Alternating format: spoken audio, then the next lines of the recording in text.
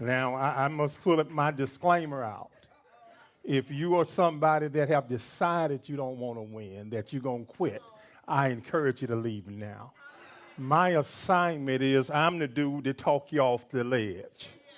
I'm the one that when you feel like you don't have another breath in you, I'm going to look you in your face and tell you that you can win. Now, understand with all those degrees, I still get messed up when I feel like she was introducing somebody else. Because in my mind, I'm still the little guy that came up on a section of town in Jacksonville called Mixon Town. So with all the degrees, I must let you know that I still bust a verb every now and then. I still will destroy a noun every now and then. But I don't care if I say I am rich or I's rich. The end of you better catch the punchline. So for the next, there was a misprint on the announcement. That was to get you in the building. I think they said 9 o'clock, but really, truthfully, this is an endurance message, so by 1 o'clock, you should be good. We fed you. So let me put mine out there. Now that we've gotten that out the way, it is an honor to be in front of you. It is an honor to know that you would interrupt your day and come out to get something that could cause you to pivot in a direction the way you win. I must tell you that you were not created to win some of the time. I believe that winning is in your DNA. I believe that you just have to hold different conversations with yourself. So my topic for the next 5 hours is my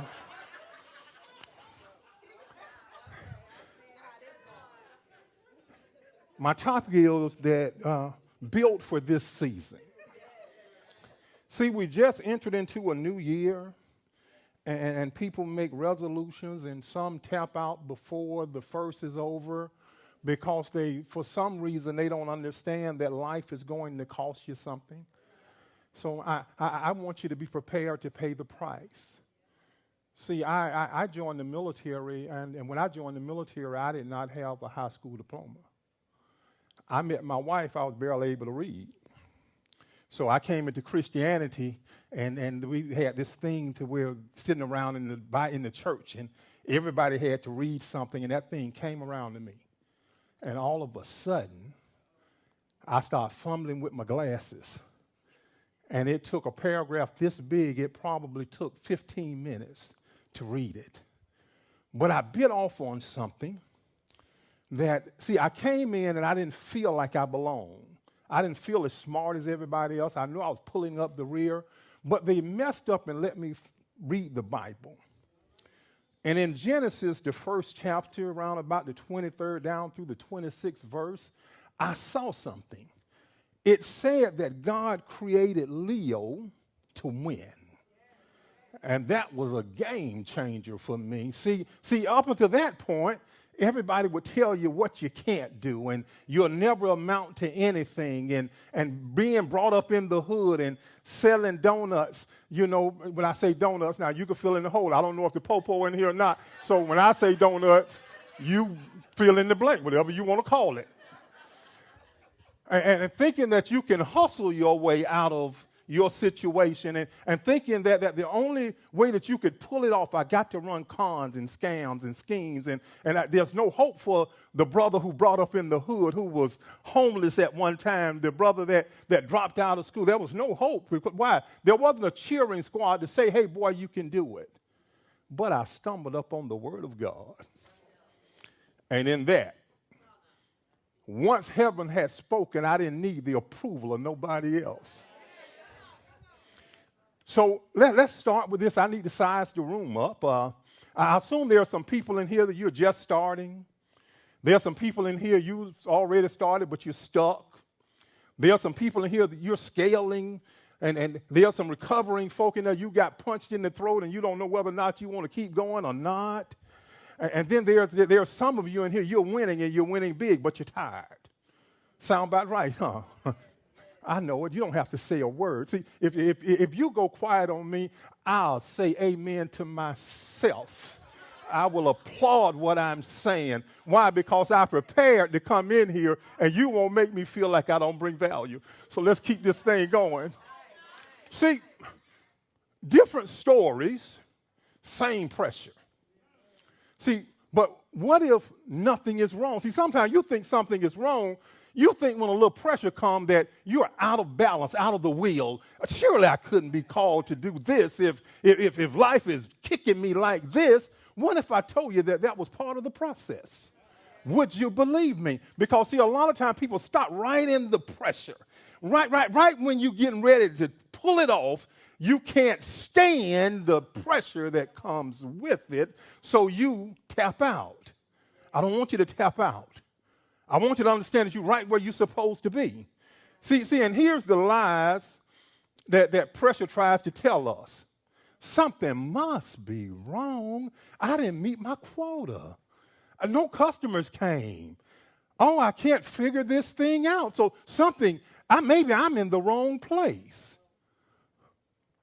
What if the pressure isn't proof of failure, but evidence of preparation?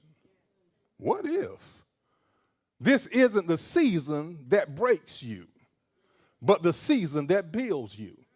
See, you could either see the glass half empty or half full. It's all about what your perspective is. And whatever you see, you will determine your outcome. You don't lose when the losing show up. You lose when you decide in your head that I can't pull it off.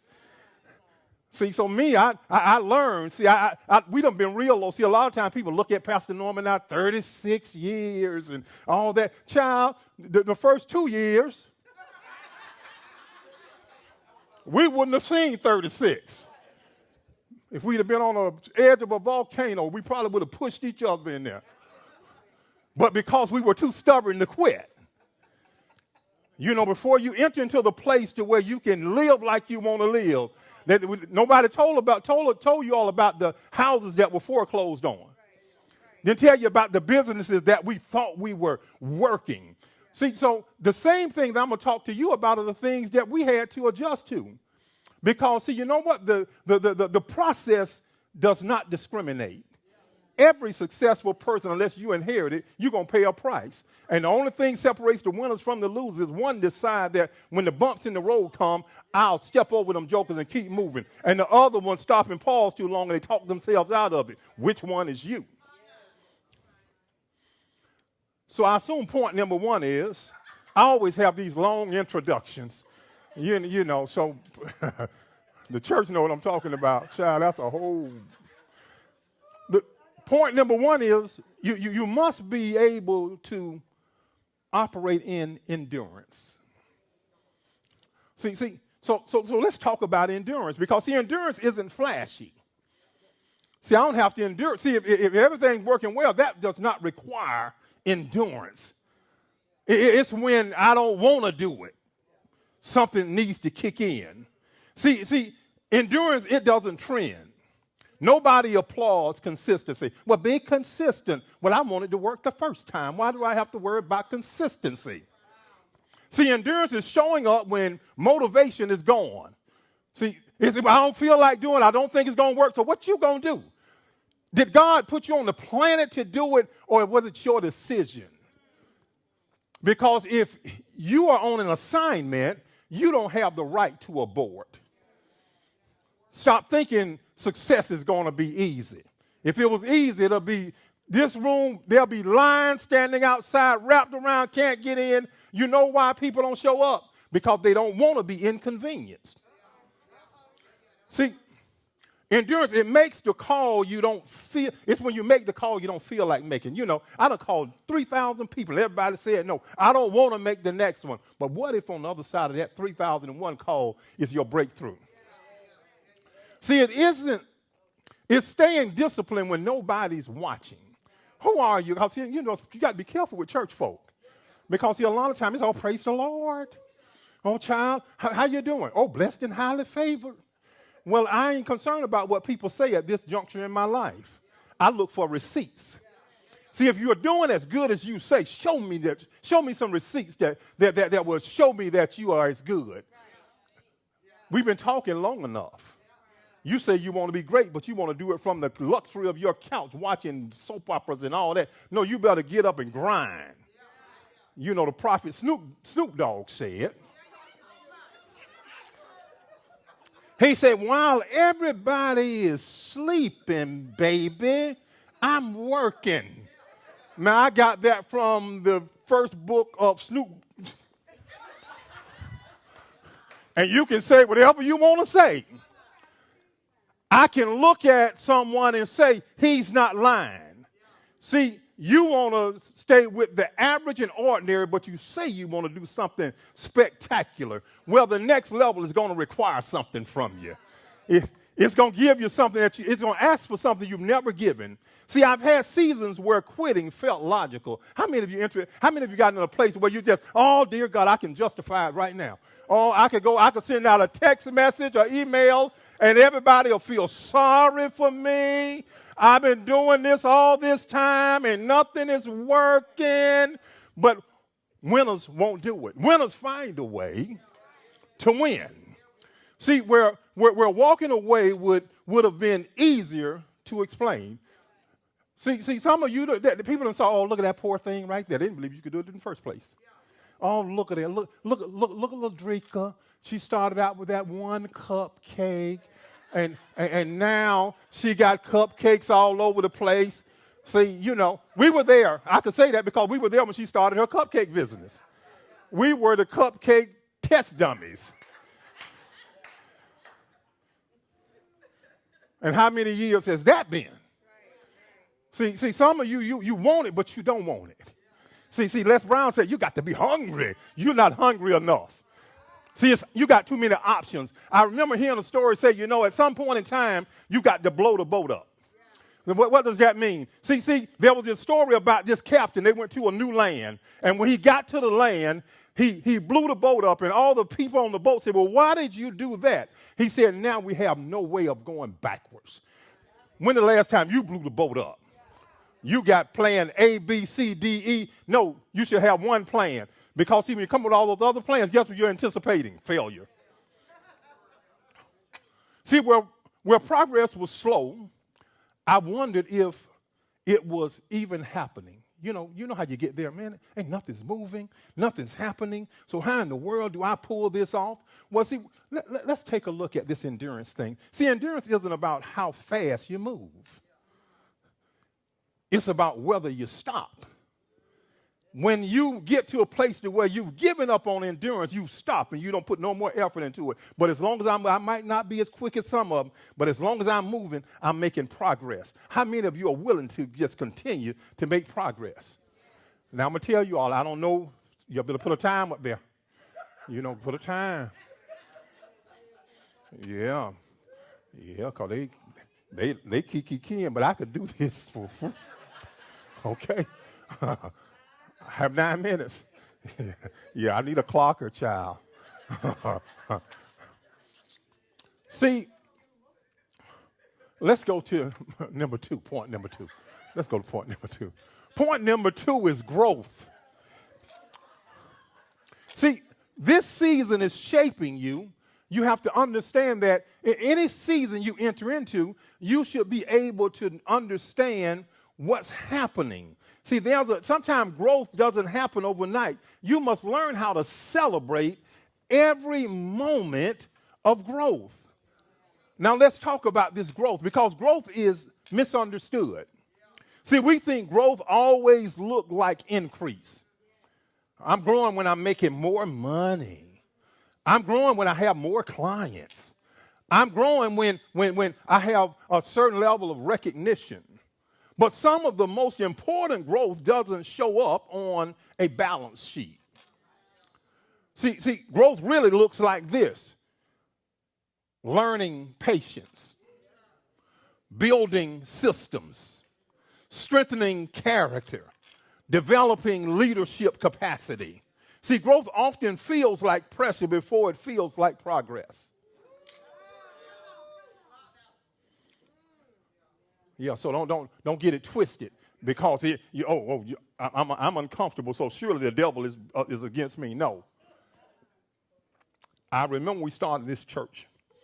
we stepped out and see being the man of faith and married to the woman of faith. Oh God, send the thousands. And by the time we got 2 weeks in, we said, oh God, hold the thousands. Because we realized we didn't know what we were doing. You got to grow with it. See, many of you want your dreams to surpass you when really you got to learn how to grow with it, because if it happens too fast, you will disqualify yourself, because see, in your mind you can handle what you are not capable of handling yet. But when you grow with it, guess what happens? Now God send them. I'm not the same leader today that I was 9 years ago. See, there's some things you're going to figure out simply because the process, that's what it offers. So let me say it this way. You didn't outgrow this season. This season is growing you. Yeah. What feels heavy right now may not be punishment. It may be responsibility. You ask for more. You know how else Christians say, enlarge my territory, Lord. Give me more impact, God. More influence, God. More opportunity, God. But more always comes with weight. You want the more, but you don't want the weight that comes with it. And if it feels uncomfortable, that doesn't mean you're unqualified. It usually means you're being stretched to hold what's coming next. See, a lot of time it's in the stretch where you find new things, where you discover a new you. Some of you want to stay right here, but God is saying, I can promise you that in the stretch, He'll never break you. He'll never, but sometime in the stretch, it feels like you're going to be broken. It feels like I can't take it no more. It feels like this is the place I'm supposed to quit. But this is not the place I'm supposed to quit. This is the place where I submit to the process and understand that all things work together for my good. So He'll never give me something that's not going to make me better. Yeah, He'll never do that to me. I'm His son. He has a plan. I have to grow with the plan. See, muscles don't grow without resistance. Leaders don't mature without pressure. Entrepreneurs don't level up without learning how to manage more than they ever have before. You cannot handle what you thought you could handle, but I'm telling you that if you'll go through the process, if you'll get serious about it, if you'll get to that place to where you are hungry and you're willing to do whatever it takes to get where you're supposed to be, I'm telling you how the thing will turn out. I'm telling you that there's room at the top for you, but you've got to go through the process. Some doors you thought you want to walk in, you're not ready for. But I'm telling you that oh, Lord, don't make me say it. I remember we was at the country club at Ponte Vedra early some years ago. Pastor Norman went there because I know I didn't qualify to go in that room. So I go with her because, she always worked in the uppity places. And so at the time, you got all this silverware on the table. And so I don't, in my house, everybody got a share fork. So why do you have 30 for me? So I go in and I pick up this stuff. Now, this has been many years ago. Don't judge me because I could do it now. I felt a little pressured in.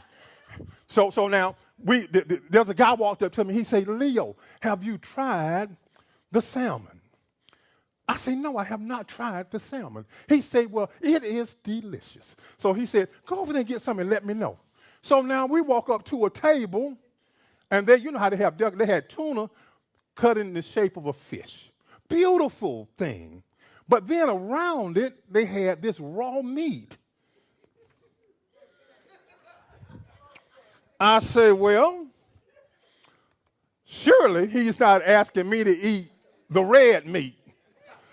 So what I did, Pastor Norman right beside me too, I cut the tail off the fish. So now I'm standing there. I messed up these people's decoration. I'm standing there with the tail of the fish, the tuna, on the plate, and the same guy comes back. He said, well, Leo, did you enjoy the salmon? I held it out with pride. I smiled. I said, it is delicious. And he felt the need to tell me, Leo, that's not salmon.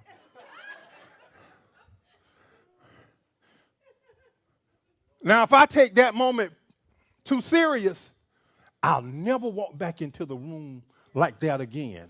But you know what it was? It was a learning experience, and it was embarrassing. But you know what I knew? I knew going in the room, if nothing else, I wasn't going to cut tuna. I wasn't going to cut the fish no more, so maybe some other things will happen.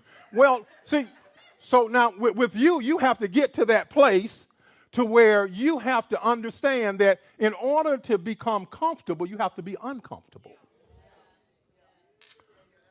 Okay, point number 3, resilience. How much time I got? 2 minutes. Jesus. You're not going to get me in trouble, Buster. Resilience. The one who failed publicly, the one who had to start over quietly, the one who lost everything they prayed to keep, you didn't lose because you were careless. You didn't fail because you were foolish. Sometimes you just learn in real time. I learned in real time. And hear this, because shame loves silence, you didn't fall, you learned in public. Resilience isn't pretending it didn't happen or it didn't hurt. Resilience is refusing to let what hurt you define you. My name is Leo Davis, and I approve this message.